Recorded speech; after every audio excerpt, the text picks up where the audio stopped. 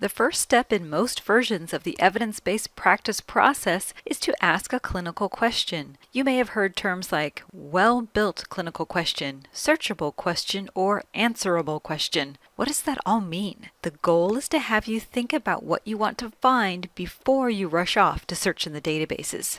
Why, oh why, is there an entire step in the EBP process dedicated to asking a question? To many new to the evidence-based practice process, this seems like a pretty stupid thing to spend more than 5 minutes on. There's something I want to know, so I just type it into Google and I'm good to go, right? Well, sometimes. But a truly awesome clinical question takes a little work up front. Spending the extra time here will allow you to focus on your question. And a focused question will save you a ton of time, get you articles that are actually helpful, and make you the most popular nurse ever. First, you need to assess how much you know on the subject or topic. If you don't know much about a condition, prognosis, medical test, or whatever, you'll want to read up on it before you get into the more detailed searching. You'll be asking background questions such as, how is gestational diabetes best managed? You can find these sorts of answers in textbooks, in overview sources like Dynamed or UpToDate, or even on Google. Once you have a better feel for the topic, you can get more specific by asking foreground questions. These types of questions have more details and are generally specific to your patient or a population you're working with. An example might be, in overweight pregnant women, can lifestyle and diet modifications versus medication reduce the risk of developing gestational diabetes? These types of questions are best answered by journal articles. Generally, you're moving from the background to the foreground questions. If I was teaching this class face-to-face, I'd ask you to hold up your hands if you had ever heard of or used PICO, and I expect that every one of you would raise your hand. But this is one of those concepts that really bears repeating. Just like great pico de gallo is made up of different ingredients, your clinical question is made up of different components. Sure, you can make okay salsa by just throwing something together, but it can be amazing if you just put a little more time into it. The same goes for a good question, and that's where PICO can help. The acronym, not the food. Though you might as well have chips and salsa too. The P used to stand for just patient, but now it's expanding to include more than just a patient, but also a population or a problem. The I primarily stands for intervention, but it can be anything you're interested in looking at.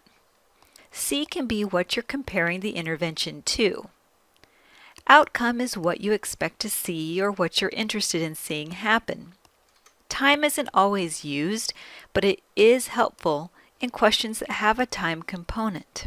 The words in parentheses are just another way to help you understand how PICO can help you build your clinical question. So let's apply PICO to a ridiculous example. Let's say I'm interested in stress reduction for nursing students during finals. Here's how I could word my PICO question. Among nursing students, does regular yoga versus binging on M&Ms reduce stress levels during finals? That last example was just an excuse to share my love of M&Ms and sloths. This one is a real one. I was a hospital librarian for a big hospital system in Dallas. They delivered thousands and thousands of babies every year. The hospital administrators were looking for ways to reduce costs and length of stay for new moms and their babies, and also to have an additional marketing tool to woo those still choosing where to go for labor and delivery.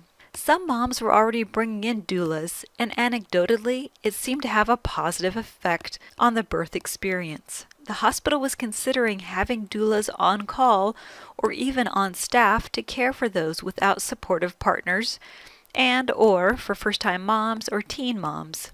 They wanted to know if it was actually worth it. So let's PICO this up. So the population I'm interested in is women in labor. The intervention I'm looking at is birth support. The comparison or the control would be the normal care. The outcome could be reduced complications. We could also look at better birth experience, reduced C-sections, things like that. And time, of course, in this case, it's the birth process. And this helps us develop our clinical question. Among laboring women, Does birth support versus normal care affect complication rates during the birth process? The key here is not a perfect PICO. It's just a tool to help you think about what you really want to research. There's actually quite a bit of literature about the benefit of birth support. The last I'd heard about this was that the nursing staff was still pushing for doulas, but the administrators were not yet on board. No surprise there.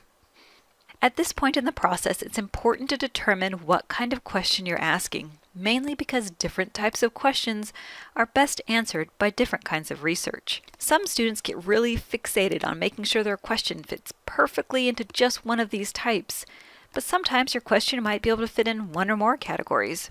In the doula example, it could be a therapy, because we're comparing labor support with normal care, or it could fit more into the prognosis category, as we're looking to see the likelihood of C-sections. We might even put it in the qualitative category if all we were focused on was the experience of labor with doula support. Just take a minute or two to figure out where your question best fits.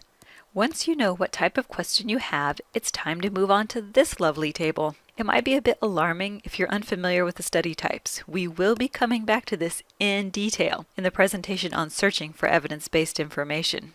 The point of this chart is to help you line up your question based on the study type with the research that can best answer your question. There are about 1,000 different PICO worksheets and templates out there. People aren't just creating these for fun. Well, maybe they are. Librarians have a very warped sense of what is fun. But in all reality, these worksheets are created to help you. Let them help you. These are some really great sources that hold your hand and walk you gently through the process of writing your question in the PICO format. You can find a list of these on the Evidence-Based Nursing Guide under the PICO section. Searching the healthcare literature is truly like finding a needle in a haystack. But if you take time to formulate a good question before searching, it's like giving yourself a powerful magnet versus just feeling around and hoping for the best. You'll save time and frustration and have a much better chance of finding what you need.